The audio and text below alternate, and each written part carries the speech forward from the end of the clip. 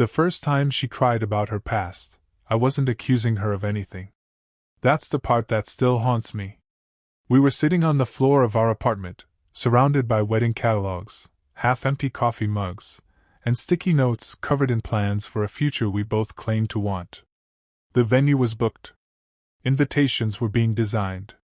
My mother had already started referring to her as her daughter-in-law.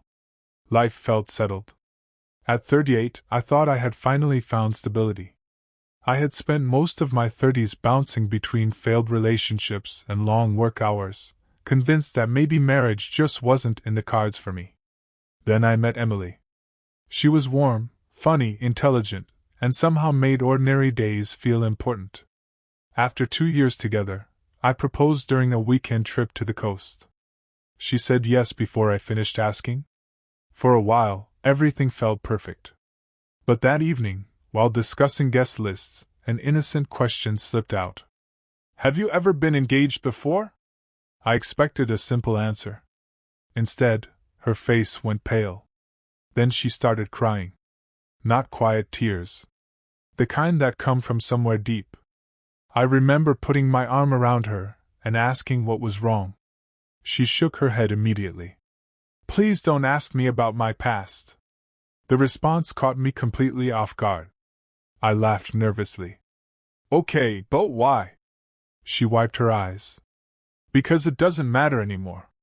At the time, I believed her. I wish I hadn't. I told myself everyone had things they regretted. That was the explanation I used whenever something felt off. After that night, Emily became strangely defensive whenever conversations drifted toward her life before we met. Not angry. Not hostile. Just closed. I knew the basics. She grew up 2 states away. Her father died when she was young. She had a serious relationship in her 20s. Normal stuff. But whenever details came up, she redirected the conversation almost immediately. At first I respected the boundary. Then I started noticing small inconsistencies. One evening we were having dinner with friends when someone asked how long she had lived in our city. "About 6 years," she answered. A week later, while talking to my sister, she casually mentioned being here for almost 9. It was a tiny contradiction. The kind most people would ignore. I ignored it too. Mostly because I loved her. Love has a way of turning red flags into harmless quirks. A few months before the wedding, another strange thing happened. Her phone lit up while she was in the shower. A message preview appeared on the screen. It contained only 3 words. "Does he know?" No name. No context. Just those 3 words. For reasons I still can't explain, a cold feeling settled in my stomach and refused to leave. I wish I could say I ignored that message. I didn't. For the next few days, those 3 words kept replaying in my head. Does he know? Know what? Every explanation I came up with sounded ridiculous. Maybe it was a joke. Maybe it was about work. Maybe I was being paranoid because wedding stress was getting to me. That's what Emily said when I finally brought it up. She barely looked concerned. "Oh, that?" she said with a laugh. "An old friend being dramatic." "About what?" "Nothing important." Then she changed the subject. The conversation lasted less than a minute, but something felt wrong. Not because of what she said. Because of how quickly she wanted it over. After that, I started noticing things I had overlooked before. She sometimes stepped outside to answer calls. She kept certain social media accounts private. There were old photographs she never showed me. Entire years of her life seemed oddly undocumented. I hated myself for paying attention. I hated the suspicion. But once doubt enters a relationship, it changes everything. You start examining every smile, every story, every silence.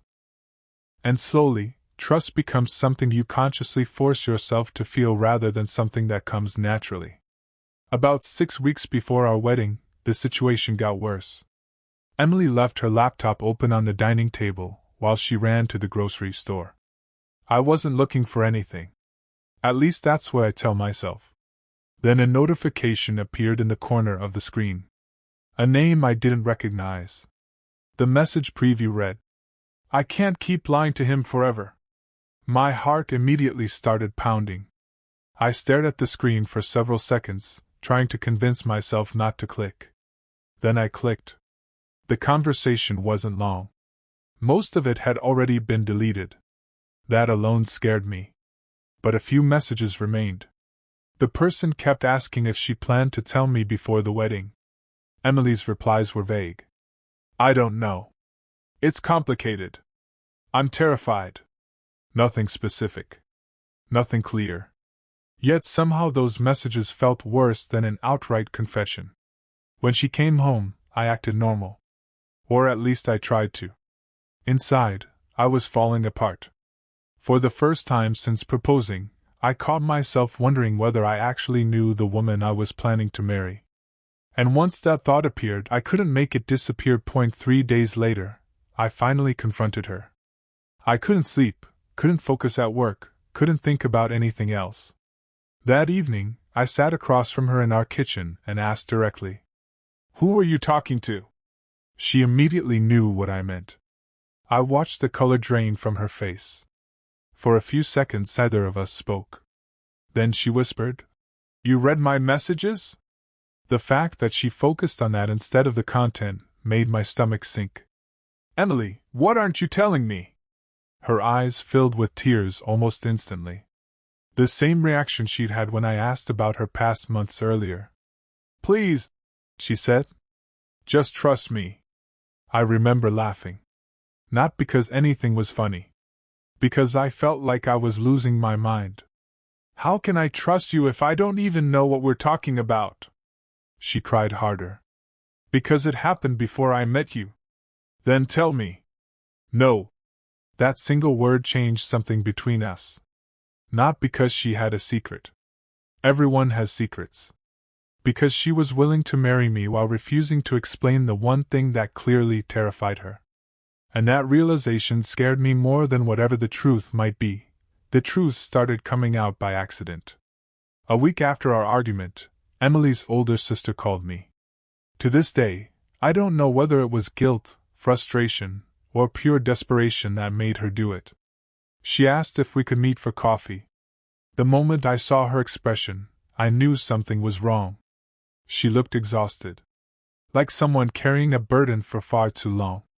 For several minutes she just stared at her cup. Then she finally spoke. "Emily should have told you herself." My chest tightened. "Told me what?"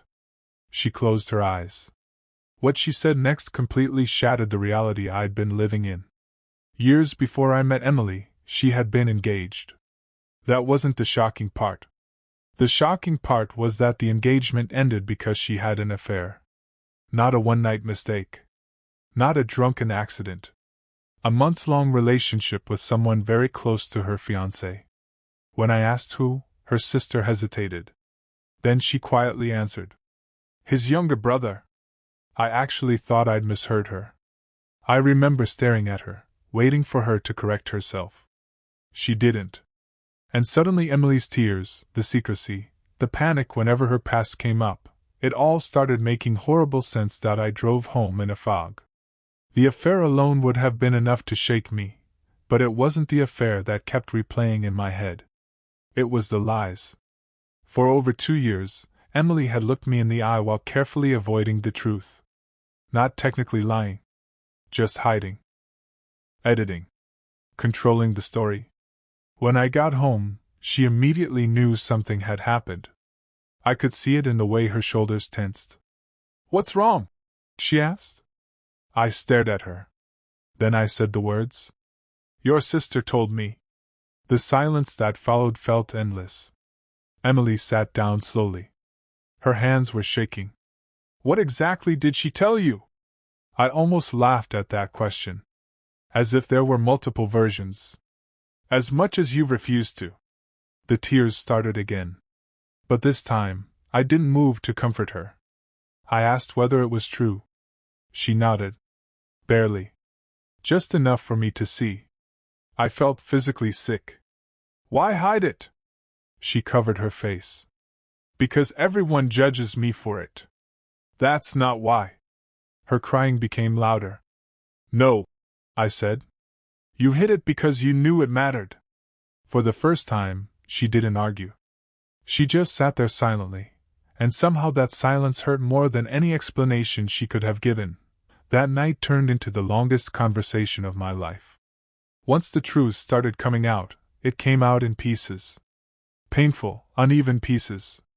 Emily admitted that the affair had lasted almost a year. Her fiancé never suspected anything at first because his brother was constantly around the family. Holidays, birthdays, vacations, everyone trusted him. Eventually, someone discovered messages. The engagement exploded almost overnight. Families took sides. Friendships ended. According to Emily, the fallout was so ugly that she moved away and essentially started over. Then I asked a question that had been bothering me since her sister's confession. If it ended years before we met, why are you still so terrified of me knowing? She looked down at the floor. For several seconds she said nothing. Then she whispered, Because that's not all of it. I felt my stomach drop. There it was. The sentence every person dreads hearing. Not all of it. I remember feeling cold despite sitting in a warm room. What else? Emily began crying again. Harder than before. She kept trying to speak and stopping. And with every second that passed, I became more certain that whatever came next was worse than the affair itself. When she finally managed to speak, I wished she hadn't. Her voice was barely audible. I got pregnant. For a moment, my brain simply stopped processing information. I stared at her. Pregnant. The word hung in the air between us. I asked whose child it was, even though I already knew the answer. She started sobbing. His brother's. I remember standing up so quickly that my chair nearly fell over. Everything suddenly felt unreal. The apartment. The wedding plans. The woman in front of me. All of it. What happened? Emily wiped her face repeatedly, struggling to breathe. She explained that the pregnancy was discovered shortly before the affair became public. Her fiancé learned about both secrets within days of each other. The engagement ended immediately. Both families were devastated. Then came another revelation. She hadn't told me because almost nobody knew the entire story. Even some relatives believed the engagement ended because of cheating alone. The pregnancy had been hidden from many people. Why? I asked. Her answer came through tears. Because I lost the baby. The room went silent. And somehow, despite everything I'd already heard, that detail hit me with a force I wasn't prepared for. For a few minutes neither of us spoke. I didn't know how to react. Part of me felt sympathy for the pain she had carried. Another part felt completely betrayed. Those emotions crashed into each other inside my head until I couldn't separate them anymore. Emily kept talking. Maybe because she knew there was nothing left to hide. She told me she miscarried several weeks after the engagement collapsed. She was grieving the loss of a pregnancy while simultaneously becoming the villain in everyone else's story. Friends disappeared. Family members stopped speaking to her. Her former fiancé wanted nothing to do with her. The brother eventually left too. According to her, he couldn't handle the consequences. So I lost everything, she said quietly. I remember looking at her and thinking that, for the first time, she was being completely honest. But honesty arriving years late has a strange effect. It doesn't rebuild trust. Sometimes it destroys whatever remains. The issue was no longer the affair, or the pregnancy, or even the miscarriage. The issue was that she had allowed me to build a future around an incomplete version of who she was. And I didn't know whether I could forgive that. The next few weeks were a blur of arguments, tears, and endless conversations that never seemed to go anywhere. Some days I was convinced we could work through it. Other days I couldn't even look at her without feeling angry. Emily kept insisting that her past had nothing to do with our relationship. I understood what she meant. The affair happened years before we met. She had never cheated on me. As far as I knew, she had been completely faithful during our entire relationship. But that wasn't the point. The point was trust. Every time I tried to explain that, she became frustrated. "You keep punishing me for something I already paid for," she said during one argument. "And you keep pretending this is only about the affair," I replied. That conversation ended badly. Like most of them. The wedding date kept getting closer while our relationship felt like it was falling apart. My parents noticed something was wrong. Friends started asking questions. We lied to everyone. We said stress was getting to us. Meanwhile, I was barely sleeping. I spent hours awake at night wondering whether I was about to make the biggest mistake of my life, or destroy the best thing I'd ever had. The breaking point came when my mother asked a simple question. "Are you excited?" We were having lunch together, discussing final wedding arrangements. I opened my mouth to answer and realized I couldn't. I wasn't excited. I was anxious. Terrified, actually. That realization followed me home. For days, I kept asking myself the same thing. If I truly trusted Emily, why was I so afraid? Eventually I understood the answer. I wasn't afraid of her past. I was afraid of what her secrecy had revealed about our relationship. Whenever something threatened the image she wanted me to have of her, she hid it. Not maliciously. Not cruelly. But consistently. And marriage requires the exact opposite. One evening I sat her down and told her the wedding had to be postponed. The moment the words left my mouth, she broke down. "No," she kept repeating. "Please don't do this." I felt awful. Absolutely awful. Watching someone you love cry because of a decision you've made is its own kind of torture. But I couldn't ignore my instincts anymore. For the first time since proposing, I chose uncertainty over commitment. And deep down, I think she knew why. Postponing the wedding didn't save the relationship. It only delayed the inevitable. For a while we tried. We started couples counseling. We spent hours discussing trust, shame, forgiveness, and communication. Some sessions felt productive. Others felt like watching two people describe entirely different relationships. Emily believed the central issue was her past. I believed the issue was deception. Neither of us could fully convince the other. The hardest moments were the small ones. The ordinary moments. Watching television together. Cooking dinner. Lying in bed at night. Everything felt different. I kept catching myself wondering what else I didn't know. Not because she was hiding anything new. Because once trust fractures, your mind starts filling empty spaces with possibilities. Emily noticed it too. One night she asked me a question I'll never forget. "Do you still see me the same way?" I wanted to answer yes. I really did. But I couldn't. The hesitation lasted only a few seconds. It was enough. I watched her face change. The realization hit her immediately. The version of her I had fallen in love with no longer existed in my mind. And neither of us knew how to rebuild it. About 3 months after postponing the wedding, we ended things. There wasn't a dramatic fight. No screaming. No slammed doors. Honestly, I almost wish there had been. Anger would have been easier. Instead, it happened during a quiet conversation on a rainy Sunday afternoon. We were sitting in the living room, surrounded by reminders of a future that no longer existed. Wedding decorations. Unopened gifts. A seating chart we'd spent hours designing. Emily looked exhausted. I probably did too. Finally, she asked the question both of us had been avoiding. "Are we ever getting back to where we were?" I knew the answer immediately. No. The worst part was that I still loved her. I loved her deeply. But love and trust aren't the same thing. And somewhere along the way, trust had died. When I told her that, she started crying quietly. Not the panicked crying from before. Not the desperate crying.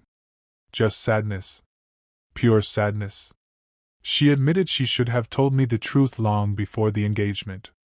I admitted I didn't know how to move past it. A few hours later, we agreed to separate. And just like that, 2 years of plans disappeared into silence. That was almost 4 years ago. I'm writing this because, for some reason, I still think about her. Not every day, but often enough. People usually assume the story is simple. Woman cheats in a previous relationship, hides it, relationship ends. The reality feels messier than that. I don't think Emily was evil. I don't think she set out to manipulate me. I think she was ashamed.